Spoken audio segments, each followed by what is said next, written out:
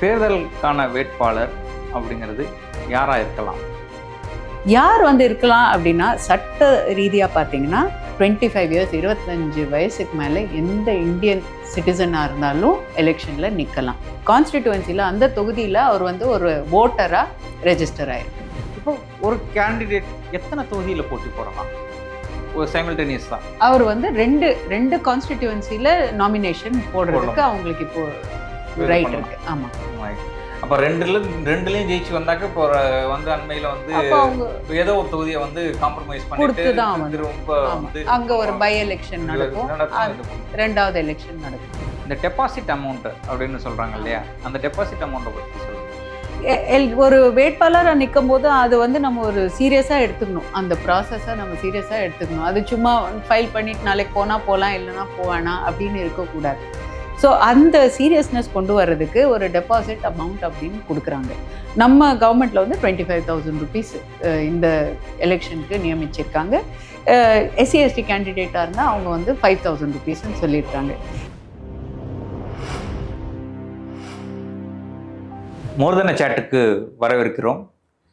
இப்போது எலெக்ஷன் சூழல் இருக்கிறதுனால எலெக்ஷனை பற்றி பேசுவோம். இன்றைக்கி கேண்டிடேட் அப்படிங்கிறது ஒரு தேர்தலில் ரொம்ப முக்கியமான ஒரு விஷயமா இருக்குது. வேட்பாளர், தேர்தலுக்கான வேட்பாளர் அப்படிங்கிறது யாராக இருக்கலாம்? நம்ம தேர்தல் ரெப்ரசன்டேஷன் ஆஃப் பீப்புள்ஸ் ஆக்ட் 1951 அப்படின்னு ஒரு சட்டத்துக்கு கீழே தான் இந்த எலெக்ஷன் அப்படின்ற மொத்த என்வாயன்மெண்ட்டுமே ரெகுலேட் ஆகுது.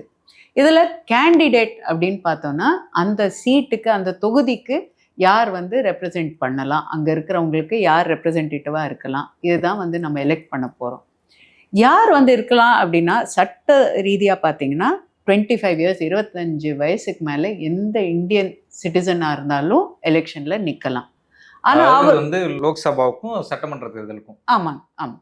அது இல்லாமல் அந்த லோக்கல் எந்த கான்ஸ்டிடியூவன்சியை அவர் ரெப்ரசன்ட் பண்ணுறதுக்கு நிற்கிறாரோ, கேண்டிடேட்டாக நிற்கிறாரோ, அந்த கான்ஸ்டிடியூவன்சியில் அந்த தொகுதியில் அவர் ஒரு ஓட்டராக ரெஜிஸ்டர் ஆகிருக்கணும். அப்படி இல்லை அப்படின்னாலும் அங்கே இருக்கக்கூடியவங்க 10 ஓட்டர் நாமினேட் பண்ணணும். ஆமாம்.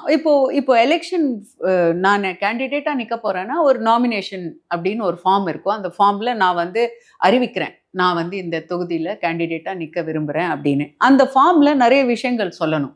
என்னோட எலக்டோரல் ரோல், என் எலக்டோரல் இப்போ எபிக் நம்பர் அப்படின்னு சொல்கிறாங்க, அந்த நம்பர் இருக்கணும், அட்ரஸ் இருக்கணும், நான் பர்த்து, ஏஜ் ப்ரூஃபு, ரெசிடென்ஸ் இதெல்லாம் இருக்கணும். ஆனால் கூடவே நீங்கள் சொல்கிற மாதிரி நம்ம இந்த தொகுதியில் ரெஜிஸ்டர் ஆயிருக்கேன்னா வேறு தொகுதியில் ரெஜிஸ்டர் ஆயிருக்கேனா, அப்படி இருக்கும்போது அந்த நாமினேஷன் ஃபார்ம்லேயே என்னை ப்ரப்போஸ் பண்ணுறவங்க, என்னை யார் இந்த தேர்தலில் நிற்கிறதுக்கு கேண்டிடேட்டாக நிற்கிறதுக்கு ப்ரப்போஸ் பண்ணுறாங்களோ அவங்க பேர் இருக்கணும். என்னை ஒரு பார்ட்டி நிற்க வைக்கிறாங்க, நான் ஒரு பார்ட்டி சார்பாக நிற்கிறேன்னா ஒரு ரெஜிஸ்டர்ட் ஓட்டர் இருந்தால் போதும். ஒரு இண்டிபெண்ட்டாக நான் நிற்கிறேன்னா 10 ரெஜிஸ்டர்டு ஓட்டர்ஸு ப்ரப்போஸ் பண்ணணும். நீங்கள் சொல்கிற மாதிரி இந்த கான்ஸ்டிடியூவன்சியில் நான் நிற்க விரும்புகிறேன், ஆனால் நான் இந்த கான்ஸ்டிடியூவன்சியில் ரெஜிஸ்டர் ஆகலை அப்படின்னா இந்த கான்ஸ்டிடியூவன்சியோட 10 ஓட்டர் எனக்கு நாமினேஷனுக்கு சப்போர்ட் பண்ணணும், ப்ரப்போசராக இருக்கணும். இப்போ இந்த டிஸ்குவாலிஃபைடு கேண்டிடேட்டை எப்போ டிஸ்குவாலிஃபை பண்ணலாம்? யாரெல்லாம் போட்டியிட முடியாது அப்படின்னு பார்த்தீங்கன்னா, மனநிலை சரியா இல்லாதவங்க, மென்டலி அன்சவுண்ட், டெஃப் மியூட், பேசவும் கேட்கவும் முடியாதவங்க, அது இல்லாமல் ஒரு கரப்ஷன் ஊழல் கம்ப்ளைண்ட்டில் சிக்கி இருக்கிறவங்க, இல்லைன்னா ஜெயில் சென்டென்ஸ் 2 வருஷத்துக்கு மேலே சிறை தண்டனை கொடுத்தவங்க, இவங்க பின்னணியில இருந்து 2 ஆண்டுகளுக்கு மேல இருந்தாலும். ஆமா, நம்ம சட்டத்துல அப்பீல் போயிருக்கலாம், போகல, சென்டென்ஸ் சஸ்பெண்ட் அதெல்லாம் கணக்கு இல்லை. 2 வருஷம் சிறை தண்டனை அவங்களுக்கு கொடுத்துருக்காங்க, கன்விக்டட் அப்படின்னாலே டிஸ்குவாலிஃபை. அதுக்கப்புறம் அவங்க கிளியர் பண்ணி வந்த பிறகுதான் ஆமா இருக்கக்கூடியது. ஆமா. அது இல்லாமல் ஒருத்தர் திவால் ஆயிட்டாரு, அவர் அந்த சிச்சுவேஷன்லேருந்து வெளியே வரலை, அவரும் நிற்கக்கூடாது. அதான் நம்ம வழக்கத்தில் சொல்றது, இந்த மஞ்சள் நோட்டீஸ் நிற்க முடியாது. இன்னும் ஒரு கண்டிஷன் என்னன்னா, அந்த தொகுதி ஒரு SC ST தொகுதியாக இருந்தால் அந்த தொகுதிக்கு கேண்டிடேட்டும் அந்த பர்டிகுலர் கேட்டகரியில் இருக்கணும்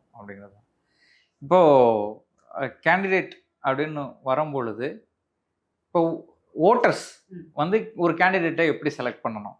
அது நம்ம வந்து ஒரு 3 விஷயத்துல பார்க்கலாம். ஃபர்ஸ்ட்டு நான் சொல்றது வந்து என்னன்னா, அந்த கேண்டிடேட் வந்து ஒரு குட் லீடரா இருப்பாரா? அந்த இடத்துக்கு ஒரு நல்ல லீடரா இருப்பாரா? தலைவரா இருப்பாரா? அந்த ஊர்ல இருக்கிற பிரச்சனைகள நல்லா ரெப்ரசென்ட் பண்ணுவாரா? இது வந்து நம்ம பண்ணுவாங்களா?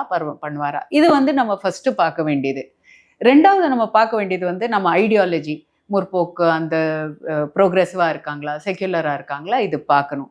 இப்போ மாடல் கோட் ஆஃப் கான்டக்ட்லயே வந்து என்ன சொல்றாங்கன்னா, ஒரு ஒரு கான்ஸ்டிட்யூயன்சில இருக்கிற டென்ஷன், காஸ்ட் டென்ஷனோ, இல்ல ரிலிஜியஸ் டென்ஷனோ இதெல்லாம் வந்து எ ஏத்தி விடுறவங்க மாரி இருக்கக்கூடாது. இதுவும் நம்ம பார்க்க வேண்டியது ஒரு விஷயம்.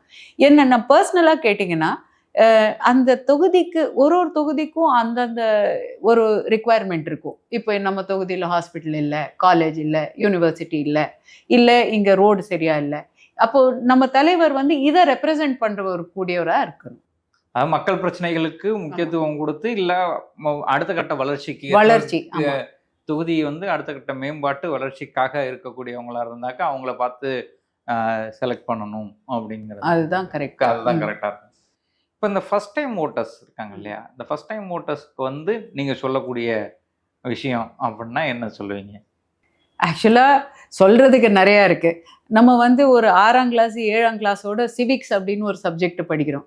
அப்பதான் வந்து இந்த block development officer, Panchayati Raj, Lok Sabha, Rajya Sabha அப்படின்னு படிக்கிறோம்.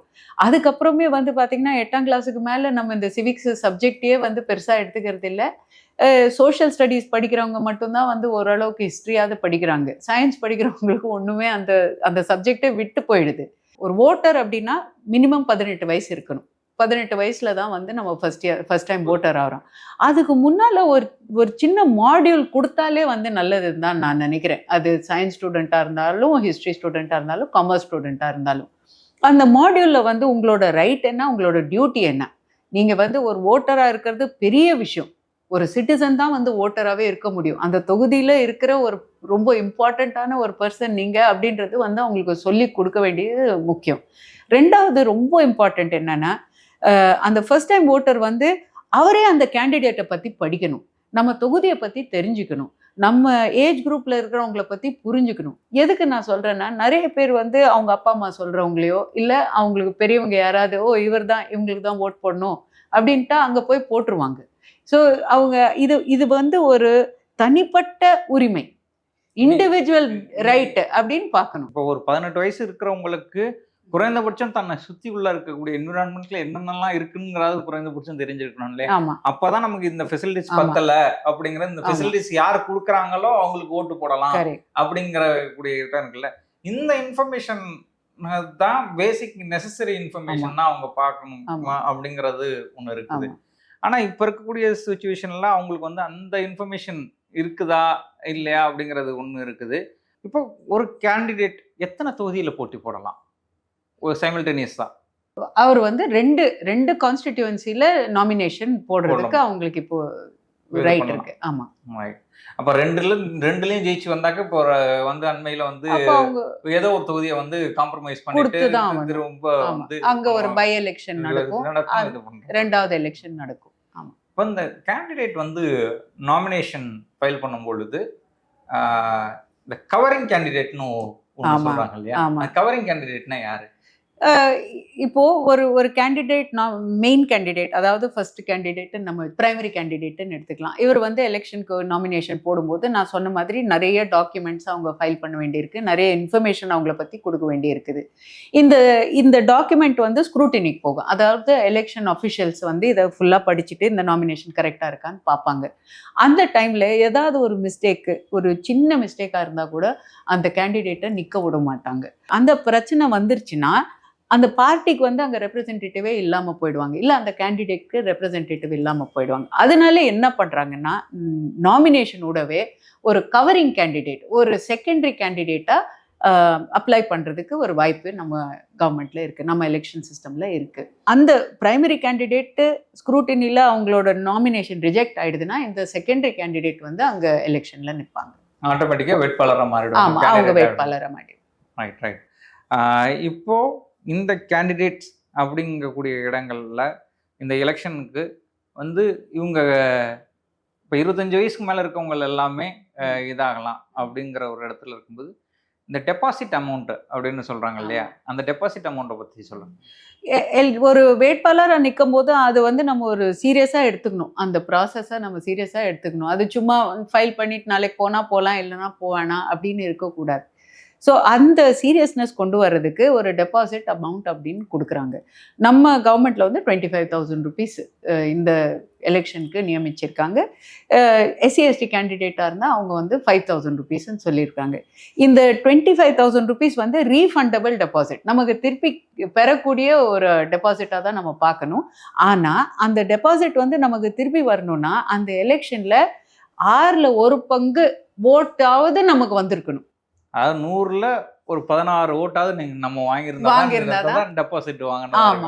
அப்போ ஓவரால் ஓட்ல இருக்கக்கூடிய அந்த 1/6 நம்ம வாங்கியிருந்தா மட்டும்தான் டெபாசிட் கிடைக்கும், இல்லைன்னா டெபாசிட் இழந்துடணும். இன்ஃபேக்ட் நீங்க நியூஸ் பேப்பர்ல பார்த்திருப்பீங்க, இந்த கேண்டிடேட் வந்து டெபாசிட்டை இழந்துட்டாரு அப்படின்னு பார்த்தோம்னா அந்த கேண்டிடேட் அங்க நல்லா பர்ஃபார்ம் பண்ணல அப்படின்னு தான் நம்ம அதை பார்க்கணும். இப்போ இந்த மாதிரியான எலெக்ஷன் ப்ராசஸ்ல நம்ம தொடர்ந்து இன்னும் வெவ்வேறு விஷயங்கள்லாம் இருக்குது. என்ன இந்த எலெக்ஷன் அப்படிங்கிற நிறைய விஷயங்கள்ல பேச வேண்டியது இருக்குது. நம்ம தொடர்ந்து பேசுவோம். ஒவ்வொரு விஷயங்களையும் இப்போ எலெக்ஷன் அப்சர்வர்னா யாரு என்ன அப்படிங்கிறதெல்லாம் தொடர்ந்து பேசுவோம். இந்த எலெக்ஷனை பத்தின இதுவாகவே ஒரு சீரீஸ் வந்து ஒன்று பண்ணுவோம். நன்றி, அனைவருக்கும் நன்றி.